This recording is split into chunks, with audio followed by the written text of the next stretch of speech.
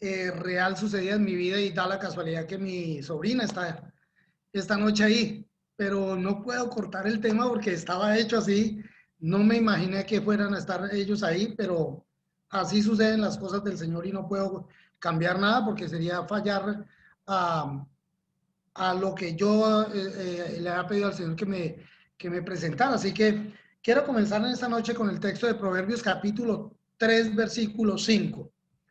Eh, Ese proverbio nos dice, fíate de Jehová de todo corazón y no te apoyes en tu propia prudencia. Con la primera parte yo no tengo problema. La primera parte es fíate de Jehová de tu corazón, yo lo hago, pero la segunda parte es un poquito problemática para mí, que es no te apoyes en tu propia prudencia, porque a veces yo quiero hacer las cosas a mi manera, lo quiero hacer rápido, quiero hacer los planes, inclusive para la iglesia de una determinada manera, y programamos y a veces no nos sale lo que nosotros queremos porque no es el plan de Dios. Saben, este texto lo usé en el año 2013, un poco antes. Lo usé porque diagnosticaron con cáncer a mi hermano y él me lo contó de una manera muy triste con el deseo de seguir adelante. Pero, y yo le oré profundamente al Señor y le pedí de que lo ayudara y lo bendijera y pedí con tanta fe que me quedé sorprendido cuando Dios hizo totalmente lo contrario a lo que yo le había pedido. Se le había pedido que fuese curado, se llevó a un tratamiento especial en diferentes lugares, pero el plan de Dios era que él muriera y lo recogí en el 2013 y eso me sorprendió muchísimo porque yo dije, ¿cómo es que yo confío en Jehová? Y los planes de él no son mis planes. Él no me responde y no me responde como yo lo quiero. ¿Por qué? Si soy hijo de Dios. Así que tuve que pasar tiempo para que yo pudiera asimilar esa situación y poder entender que uno llega a confiar en Dios aún sin entender sus propios caminos, porque los caminos de Él son mucho más altos que los que nosotros tenemos, pero a veces nosotros no lo queremos hacer. Así que, bueno, esa es la travesía del éxodo que nosotros tenemos que vivir, porque cada familia, cada persona, cada hogar vive un éxodo diferente con circunstancias diferentes que Satanás trata de poner en nuestra vida cambios para que nosotros tengamos que desviarnos y luchar, y el Señor tiene que encontrarnos a través de esos caminos que nosotros cogemos. Todos estamos en un éxodo y todos tenemos una travesía y a veces nos ponemos metas y se desvían esas metas y en pro de conseguir todas esas cosas a veces tratamos como de alejarnos de Dios y el Señor tiene que acercarse a nosotros.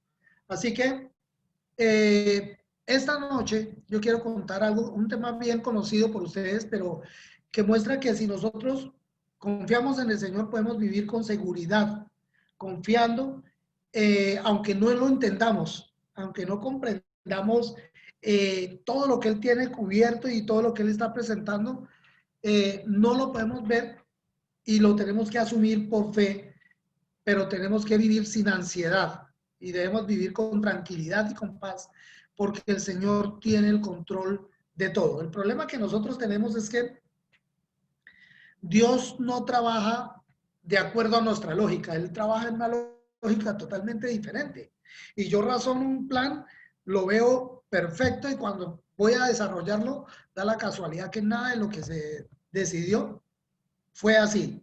Y ustedes lo pudieron ver durante todo este año con el COVID-19, nadie pensaba que fuera a suceder eso, nadie se imaginaba que fuéramos a pasar por toda esta situación y que la gran cantidad de personas pareciera ahora como si no tuvieran pastores ni nada, y los pastores luchando por mantener la Grey y la Grey tomando caminos diferentes.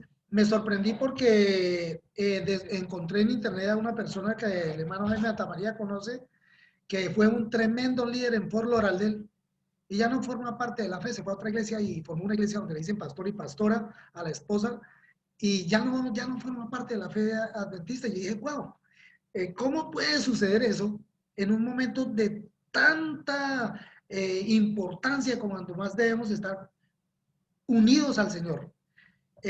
Sucede. Nuestra lógica no es la misma de la de Dios y cuando nosotros queremos ajustar nuestras propias reglas y a jugar a la iglesia con nuestros propios métodos, nos estamos alejando de la voluntad del Señor.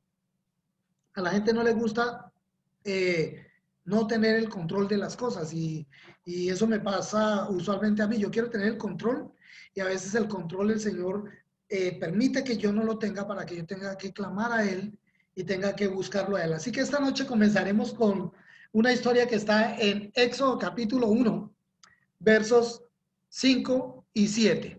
Y en el verso 5 de Éxodo 1 nos cuenta que Abraham comenzó su descendencia hasta llegar a tener 70 personas. Dice el texto, todas las personas que le nacieron a Jacob fueron 70. La descendencia recuerden que Jacob salió de ese lugar. Dios le había prometido a Abraham que le iba a dar prole, le iba a dar una gran descendencia, pero murió Abraham y aunque habían habido muchas personas, Jacob llegó a tener solamente 70 personas de su familia. Y esta familia llegó a vivir ¿en dónde? Llegó a vivir en Egipto. Y allí vivía José, que era el que Dios había utilizado para que todos vivieran allí, para que fueran recibidos allí en ese lugar. Pero el texto número 7 dice que todos los hijos de Israel fructificaron y se multiplicaron y fueron aumentados y fortalecidos en extremo y se llenó toda la tierra de ellos. O sea que el Señor cumplió el propósito que les había dicho y lo que le había hecho para ellos, el Señor lo cumplió fielmente. Dijo, voy a hacer que sea una nación grande y el Señor lo hizo, él cumplió con su pacto. Pero en el versículo 8 del capítulo 1 de Éxodo comienza a suceder algo bien extraño y es lo que generalmente la gente no espera. Dice que entre tanto se levantó sobre Egipto un nuevo rey que no conocía a José y dijo a su pueblo. Entonces, miren, ese verso que dice ahí, no conocía, ese verbo que dice no conocía, es el verbo que se utiliza para describir la relación que hay entre un hombre y una mujer, entre el esposo y la esposa. Es un verbo de mucha intimidad. Y el faraón anterior, el que había estado antes, había conocido tanto a José en cosas tan importantes de la vida que llegó a confiarle todo el reino a él. O sea, eran sumamente cercanos, no se guardaban absolutamente ningún secreto, se comunicaban todos los planes, eran todos para ellos, entre ellos dos, pero se levantó uno que no lo conocía y comenzó a darse cuenta que el pueblo de Israel crecía, que los hebreos crecían mucho, y él dijo, si siguen creciendo, ¿qué va a suceder? Alguien que me ayude. Si el pueblo de Israel sigue creciendo, ¿qué pasa? A ver, despiértense. Se iba a volver poderoso y lo que iban a salir subyugados eran ellos. Óigame, no se les hace esa frase conocida para estos días tan importantes en nuestra época. ¿Saben quién está diciendo todo eso en la actualidad? Alguien que están decidiendo quedarse en la Casa Blanca otros 4 años. Y ha dicho, si ustedes permiten que los latinos crezcan y vengan con todo eso, esa gente nos va a venir a quitar un montón de cosas y le va a quitar los empleos a todo el mundo. Y habló re mal de todos los latinos. Pues el faraón hizo exactamente lo mismo. Dijo, si todos los hebreos sigan creciendo, va a llegar un momento en que nos van a dominar. Entonces él trazó 3 planes. El plan A, el plan B y el plan C. Y el plan A lo encontramos en el verso 14 del capítulo 1. Entonces dice que el faraón lanzó el primer plan y dijo, pónganlos a hacer trabajos forzados. Que cuando lleguen tan cansados, simplemente caigan desmayados y no tengan ni siquiera ningún tiempo de tener intimidad con sus esposas, que mantenganlos esclavizados. Pero el plan no funcionó. Como no funcionó, él tomó el plan B Y en el plan B, él decide, está en el verso 15, dice que habló para matar a todos los niños y habló con las parteras. Y cuando habló con las parteras, les dijo, me hace el favor que todo niño hebreo que nazca, de una vez mátenlo. Y las parteras, dice el versículo 17, lo siguiente. Pero las parteras temieron a Dios y no hicieron como les mandó el rey de Egipto, sino que preservaron la vida de todos los niños. Así que el faraón se enojó con ellas y les pidió una razón, y ellas le dieron una razón que está en el versículo 19, y dice, y las parteras respondieron a faraón, porque las mujeres hebreas no son como las egipcias. Esta es la primera vez en toda la Biblia que se habla de los hebreos. Es la primera vez que se hace una distinción. Ellos vivían esclavos en ese pueblo, pero es algo bien triste. Nosotros venimos a este país, luchamos por este país, nos podemos hacer hasta ciudadanos de este país, pero nunca nos verán como verdaderos norteamericanos. Seremos extranjeros. Siempre que nos vean con nuestra cara, van a saber que no somos americanos nacidos aquí. Contaba en una ocasión el pastor mexicano, Rojas, que él fue a dictar unos seminarios a México, y cuando lo miraron, escuchó una charla de unos muchachos que dijeron, ¿y a qué viene ese gringo a molestarnos aquí a nosotros en México? Y él se quedó mirando y dijo, ¿y ustedes por qué hablan así? Si yo soy mexicano. Y dijeron, no, si usted viene de allá. Y él dice, si estoy en Estados Unidos me dicen que yo no soy de aquí, que soy mexicano. Y vengo a México y nadie me conoce, todos creen que yo soy gringo y no soy ni de aquí, ni soy de allá. Entonces, el pueblo hebreo era eso. Aunque habían estado por muchos años esclavizados, seguían siendo hebreos y los trataban como hebreos y los miraban como hebreos y sabían que eran los que hacían los trabajos más malos y los profesionales eran muy pocos. Era una situación terrible.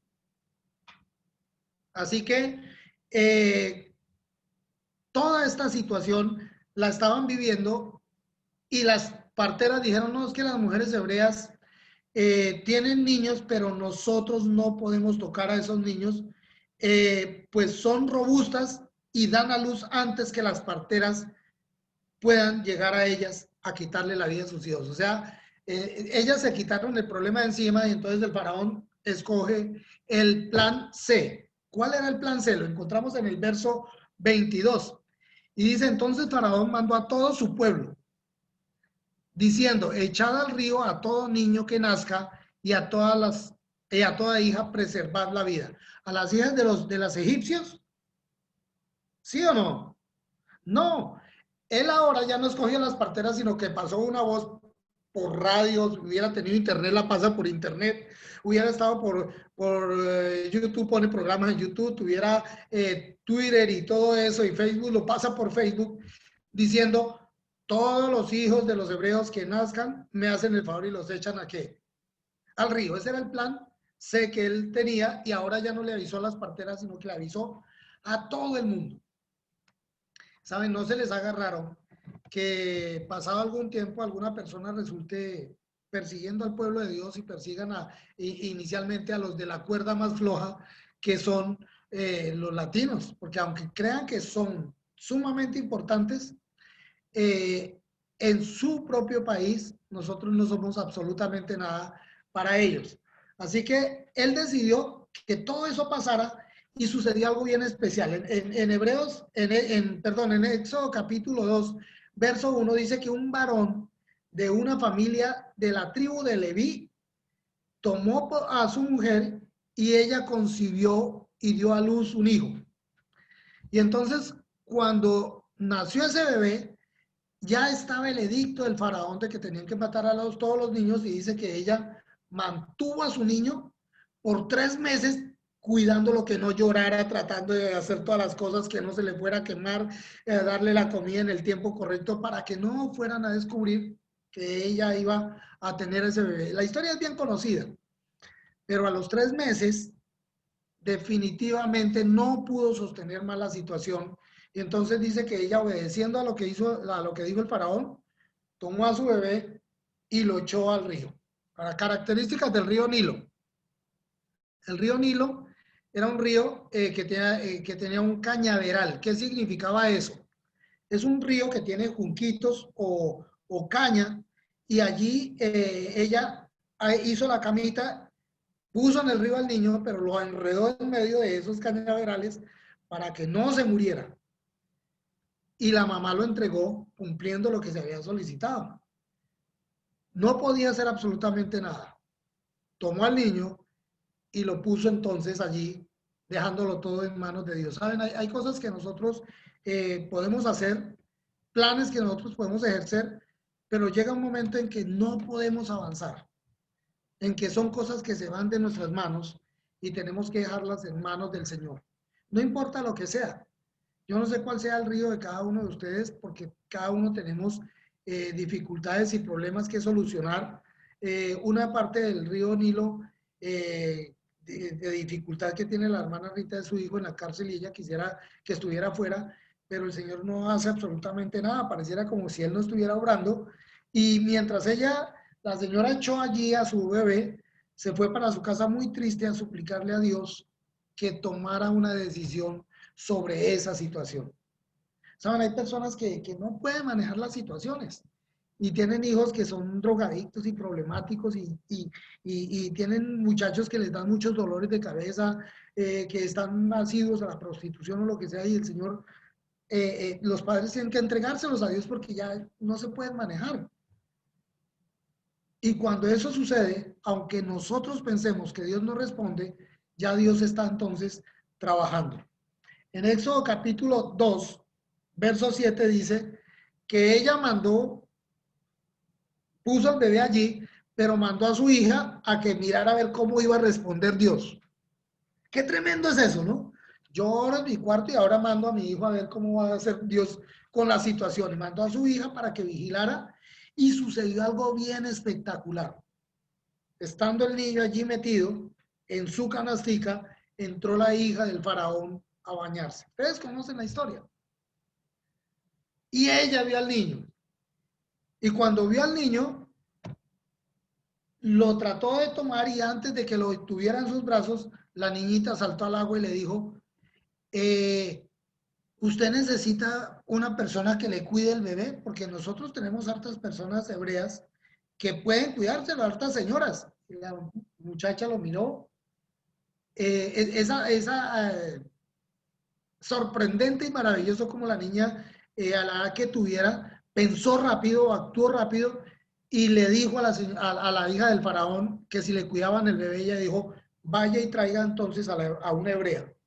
Y ella dice el texto, que fue y buscó a quién. En el verso 8 dice, y la hija del faraón respondió, ve.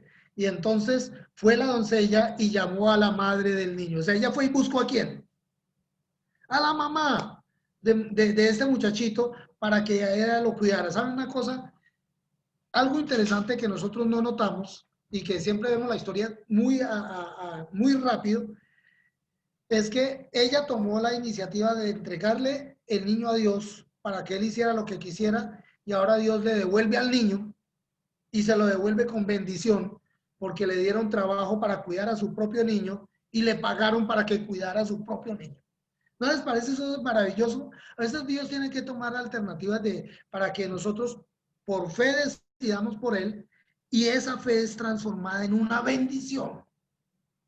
Nosotros no queremos verlo, pero en cada detalle de nuestra vida hay un milagro que Dios quiere hacer por cada uno de nosotros, y nos quiere dar una experiencia totalmente diferente, pero nosotros no lo queremos. Así que cuando el niño creció, ella se lo trajo a la hija del faraón, y la hija del faraón le puso un nombre, y era un nombre que le gustaba mucho a la mamá de este muchacho.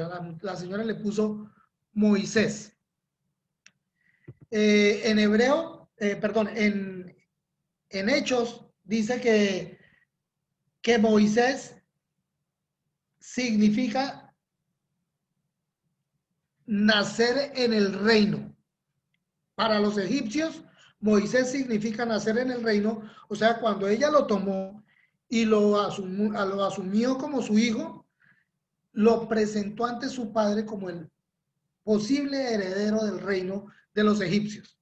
Pero aunque ella le puso Moisés por esta situación, realmente Moisés para la otra señora que era la mamá significaba algo más grande todavía y era que Dios lo había salvado ¿de qué?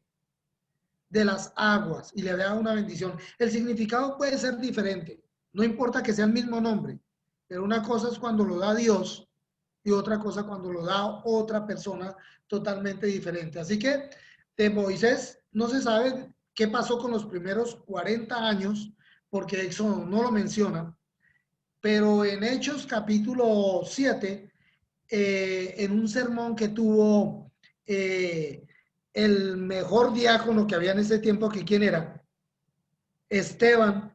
Esteban predicó y habló de Moisés y habló cosas bien interesantes de él. En Hechos 7, 22 y 23 dice, y fue enseñado Moisés en toda sabiduría. ¿Pero en sabiduría de qué? De los egipcios. ¿Saben? Hay personas que son doctores de la ley, doctores en medicina, doctores en contabilidad, CPAs, lo que sea, pero son doctores en sabiduría egipcia.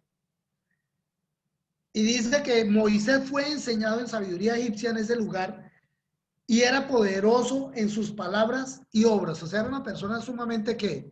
Inteligente y le habían dado mucho poder allí. Pero cuando había cumplido la edad de 40 años, le vino al corazón visitar a sus hermanos, los hijos de Israel. Fíjense una cosa, él era doctor, era una persona prominente, pero a pesar de eso, volvemos al mismo punto. Aunque era muy especial, había sido criado con los egipcios, su corazón era ¿qué? Era hebreo. Y él miraba a los hebreos como cuando una persona muy inteligente, muy refinada, mira a los latinos y los mira como que son su familia. Qué lamentable cuando ustedes encuentran a una persona que quiere hablar uno con ella para pedirle una explicación en algún lugar y le habla a uno en inglés, pero uno la mira y sabe que es suramericana o centroamericana y uno dice, pero ¿por qué no me hablará en español? Y uno le habla y dice, oh, no, I'm sorry, I don't speak in Spanish. Y uno se queda sorprendido porque uno sabe que sí lo es. Pero hay personas que a pesar de todas las situaciones y de todo lo que vivan y el poder que tengan, no olvidan sus raíces. Y ustedes lo pueden ver con los cubanos. Los cubanos pueden vivir aquí 50, 60 años, tener mucho dinero y se acuerdan de su Cuba de muchos años atrás. Es difícil sacar eso de la vida. Así que este hombre a los 40 años se fue a visitar a los hijos de Israel. ¿Y a dónde los fue a visitar? ¿A dónde cree que él podía, a dónde piensan ustedes que él podía encontrar a los hijos de Israel? Al pueblo de Israel. Se fue a los moles, a los lugares más refinados, a los restaurantes más caros, y allí los encontró, ¿cierto? A los ¿A dónde esclavos. fue él? A los esclavos. Óigame, se fue a visitarlo donde estaban los esclavos, donde estaban las compañías de la gente obrera, donde estaba la gente más pobre, donde las personas que tenían que hacer aseo, que limpiar, que organizar, que estar en la mina, los peores trabajos, y él se quedó mirando todo eso y le dio mucha tristeza. Y posiblemente él tenía dentro de sus planes, en su cabeza, con el poder que tenía, hacer un movimiento para sacar a esas personas de toda esta situación. Pero ese no era el plan de Dios y no era la manera como Dios quería. Así que la historia nos cuenta que él vio cuando un egipcio golpeó a un israelita. Y vean el texto, cómo lo dice en el versículo 23. Cuando hubo cumplido la edad de 40 años, le vino al corazón visitar a sus hermanos. Qué tremendo, a su gente, los hijos de Israel. Y dice en Éxodo 2, 11 y 12, en aquellos días sucedió que crecido ya Moisés salió a sus hermanos y los vio en sus duras tareas y observó a un egipcio que golpeaba a uno de los hebreos, sus hermanos. O sea, él los miraba con cariño y sabían que eran de su pueblo. y los consideraba sus hermanos, y vio que uno estaba maltratando a uno de sus hermanos, y fue, lo tomó, lo mató y lo escondió en la arena. Ustedes saben el resto de la historia. Él tiene que salir de ese lugar de 40 años ya de edad. 40 años es una edad muy importante, muy interesante, porque usted todavía tiene mucha fuerza y está comenzando a tener un poquito de sabiduría, porque cuando uno tiene 20 años no sabe nada. Puede tener mucha fuerza, pero no tiene experiencia. Y cuando ya uno tiene 60, tiene mucha experiencia, pues ya no tiene fuerza. Ahora, a los 40 años, Moisés tenía la fuerza, la vitalidad y la inteligencia y la sabiduría, pero tuvo que salir a los 40 años y huir porque él tomó un desvío y ese desvío lo llevó al fracaso y dañó todos los planes que Dios tenía establecidos para él. ¿Cuánto tiempo le costó a él regresar al camino que Dios tenía para él? Pues cuando él salió de allí, dice que fue a Madián, y Madián fue, si ustedes miran la historia, Madián fue uno de los hijos de Abraham. Y ese pueblito que estaba allá en Madián en ese tiempo, eran verdaderos adoradores del Dios de Abraham. Y cuando él salió, llegó a Madián, y allí entonces él pasa otros 40 años, se casó, tuvo hijos y fue verdaderamente libre, porque cuando él estuvo en Egipto, él nunca dejó de ser extranjero. Aunque tenía los servicios médicos, aunque supuestamente consiguió trabajo en empresas egipcias, aunque le dieron cargos buenos, nunca fue verdaderamente libre. Siempre entendió que sería cola de ratón y no cabeza de león. Pero allí en Madián no, él creció y entendió que estaba con su gente, se casó. Y cuando ya tenía 80 años y estaba listo para pensionarse, sucedió algo sumamente difícil para él. Dios lo llamó. Y a los 80 años le dijo, usted tuvo 40 años para aprender muchas cosas. Ya le di 40 años para desaprender todas esas cosas. Y ahora ya está preparado para que usted regrese a su tierra. Y él se quedó mudo. Regrese a ese lugar de donde usted salió, porque ahora usted va a ser el libertador de ese pueblo. Moisés fue extranjero allí y no quería regresar allá. Y él le preguntó a Dios, pero ¿cuáles son entonces sus propósitos para mi vida? ¿Alguna vez usted le ha preguntado a Dios descaradamente eso? Señor, pero si yo quería estar con mi familia y quiero estar con mi familia, ¿por qué me tiene a mí lejos de mi familia? ¿Por qué permite que me pasen todas esas cosas? Porque a veces los propósitos de Dios no son mis propósitos, y Él tiene que hacer cambios y organizar cosas para que yo entienda todas las cosas desagradables que pasan en la vida. ¿Cuánto añorará el hijo de la hermana Rita estar acostado libremente en la cama de ella, llamándola para que le sirva la comida, exigiendo una mejor comida, pidiéndole dinero para salir a comprar lo que él quiera, y ahora ya no lo puede hacer y tiene que lamentar toda esa situación porque no hizo los propósitos de Dios? A veces el Señor tiene que cambiar los planes, se los cambió a Moisés. Fue a pasar otros 40 años para ser preparado para cumplir esos propósitos de Dios, los propósitos difíciles. No se pudo pensionar porque a los 80 años regresó para ser el libertador de su pueblo. Hermanos, nosotros no estamos libres. Nosotros estamos pasando por un éxodo, y nuestro éxodo acabará cuando Cristo venga o cuando el Señor nos recoja, como le pasó a Moisés después del final del camino. Cuando él vivió todo, pasó por toda esa experiencia tan linda, Dios lo puso a hacer cosas ridículas a él. Si ustedes miran el éxodo, Dios le puso a hacer cosas tan ridículas que él mismo se tornaba la cabeza porque él no sabía qué hacer. Señor, el pueblo tiene sed y están enojados porque no tienen agua, y las aguas que están ahí están totalmente malas. ¿Qué hacemos, Señor? ¿A dónde nos vas a llevar? Tú permitiste que le dijo, tome ese palito y tírelo ahí. Tire esa rama, tírela. y cuando entre, el agua estará lista para tomar. Y él se quedó mirando. Y tuvo que hacer cosas que a él le parecía que no fueran posibles, pero era el plan de Dios.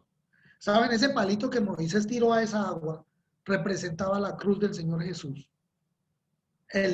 La salvación para el pueblo, para que tuvieran agua en abundancia. Y cuando tuvieron hambre les dio el maná, que el nombre real en hebreo es manú.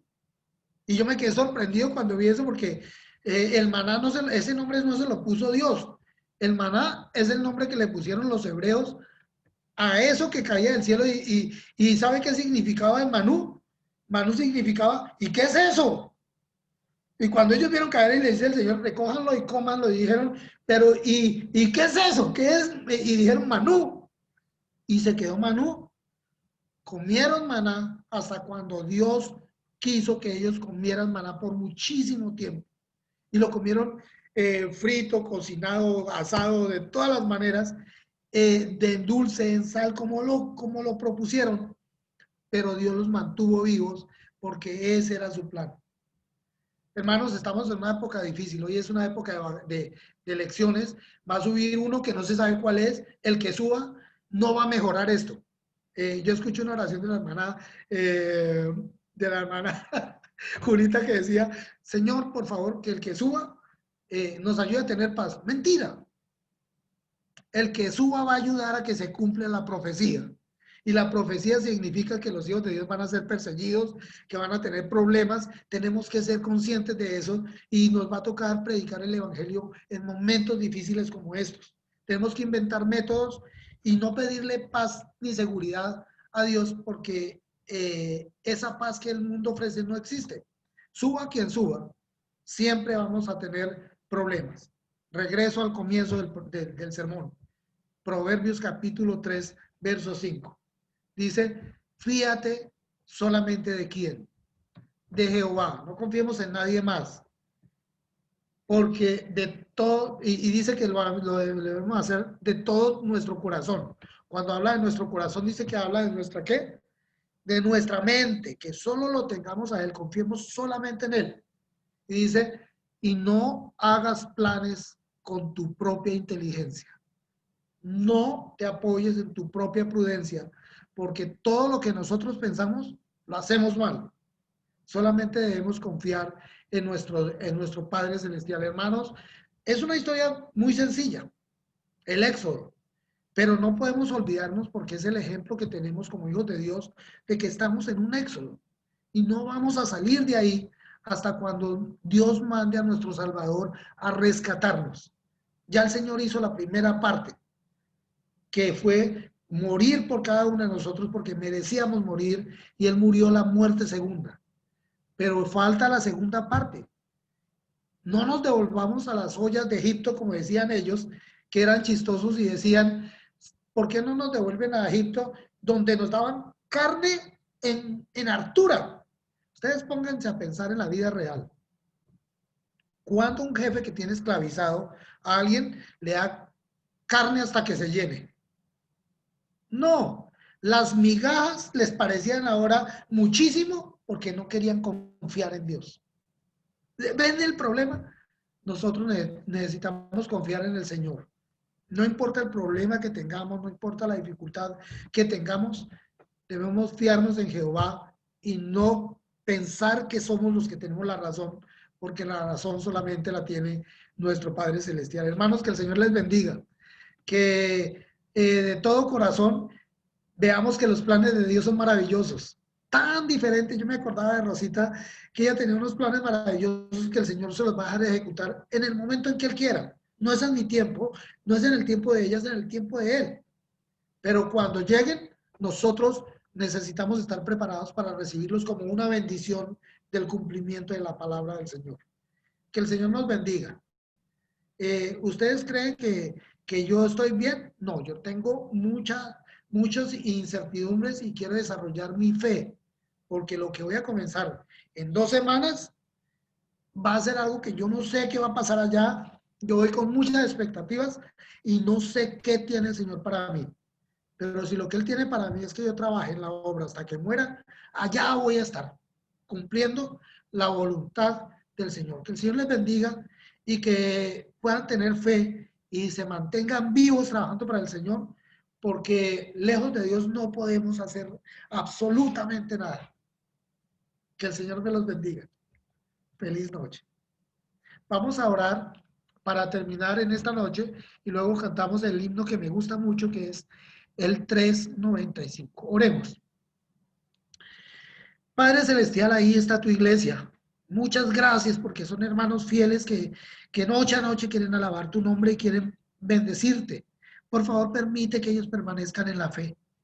Ayúdalos para que ellos no desfallezcan, porque es que a veces no entendemos tus planes, Señor.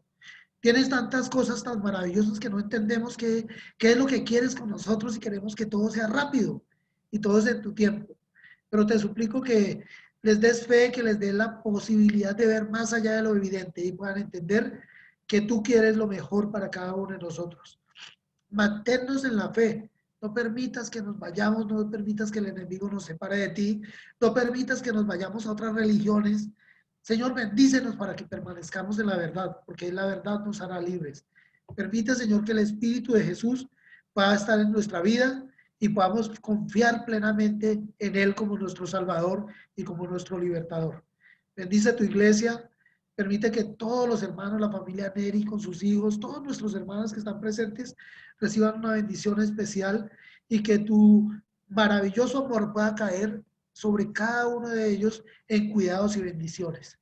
Señor, todo esto te lo suplico, no porque en mí haya mérito, sino porque te lo pido en el nombre del Señor Jesús, mi amante Salvador. Amén.